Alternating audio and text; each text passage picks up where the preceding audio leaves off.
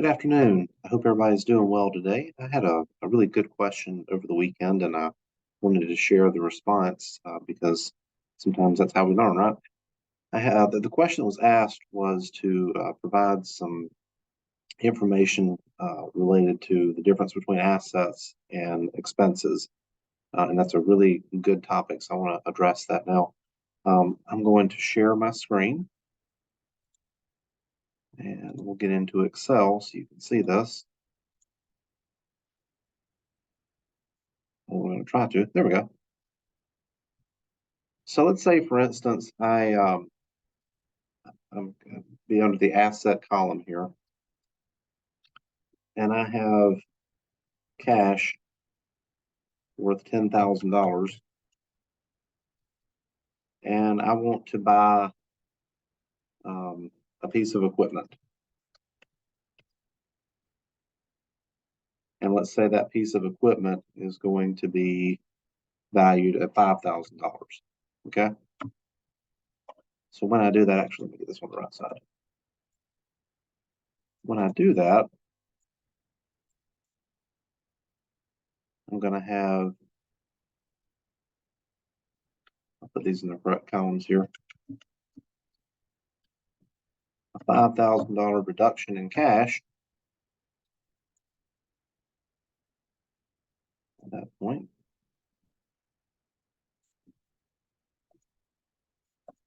Forgive me while I try to make these things organized. $5,000 in equipment. And as we learned from our last video, everything has to balance. Going back to the accounting equation. So in this situation, I have 10,000 minus the 5,000 as a result of the purchase, but I also have 5,000 in equipment. So now I'm back to what I started with. I just have a different composition of assets. Okay. So in this situation, I purchased one asset with another. I had 10,000 in cash and I bought a $5,000 asset.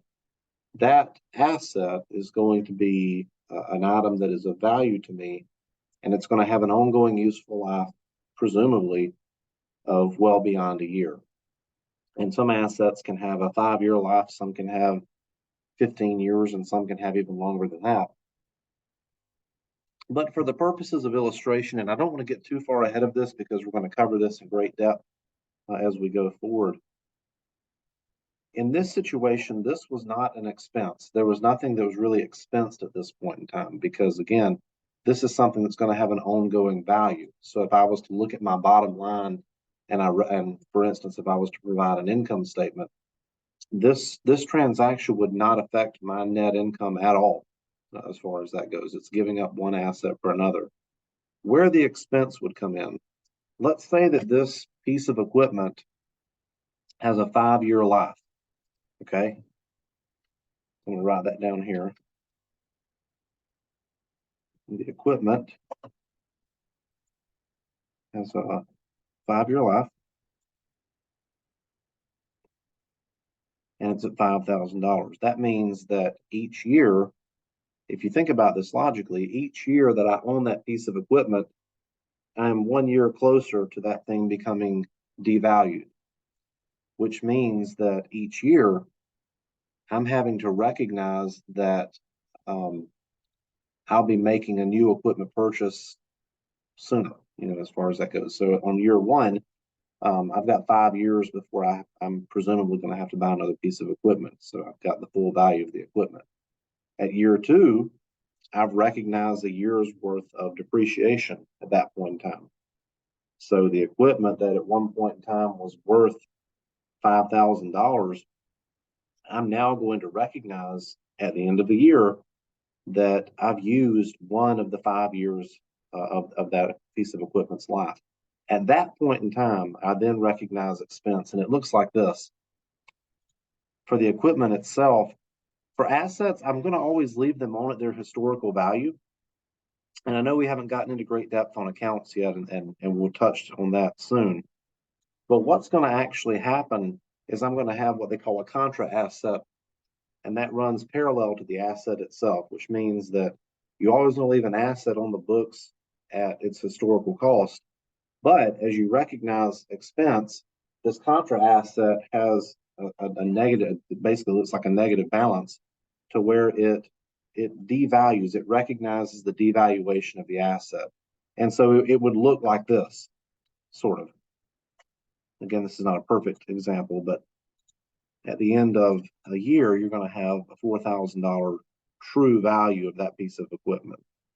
To do that, you're going to have an increase in this contra asset, which is going to be, it's going to behave like a liability. So if you go back and think about your accounting equation, it's going to behave like a liability would, in the sense that it's increased with a transaction on the right side of the equation rather than the left side of the equation.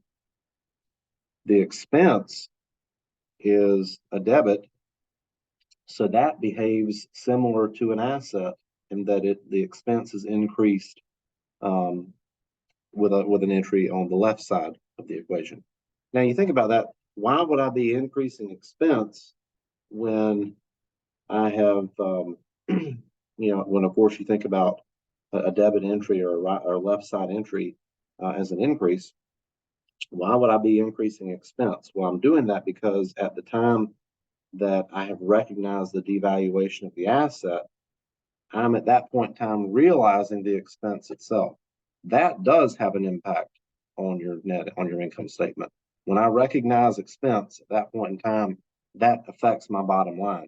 So if I thought, for instance, if I had revenues of $10,000, after this first transaction that we looked at, I would have no expense. This asset, this cash for equipment, I would have no expense at that point in time. Down here, though, when I recognized a year's worth of depreciation on the equipment, I would then have a $1,000 expense, which would mean that it would change my bottom line from $10,000 to $9,000. Now, what do you do in the next year? In the next year, you're going to have a further devaluation. You're going to have an increase in that contra asset for another $1,000, and that stays as it is. And then you're going to recognize another $1,000 worth of expense, and so on and so forth. You'll do that each year until eventually the value of the equipment and the value of the accumulated depreciation are the same. When that happens, when you get to that point, then you have a piece of equipment that no longer has a book value. Now, you may still be able to use it. It may still provide benefit to you. But at that point in time, you're saying this asset is completely depreciated. It is no longer of use at this point in time. And at that point in time, on the books, on your records itself, you would recognize that asset as being essentially completely devalued, which would affect your equation as far as that goes. It's kind of like when I gave the example of, buying a sandwich, how the asset, I gave up cash for the sandwich. That's really what we're having in this situation, where we're buying the equipment and it's taking it 5 years to eat that sandwich, so to speak. But at the end of 5 years, that equipment would be devalued, and then I would have to look at making a further purchase. So anyway, I just wanted to provide that information today. I hope that makes sense. If you have any questions, please reach out. Again, we touched on a couple of things that we haven't really gotten into yet with that explanation, and I realize that, but I just wanted to kind of give you a basis for how those two things are distinct from each other. Another time for an example as well is if you've bought supplies and you've needed supplies in production or whatever you're going to do in your organization.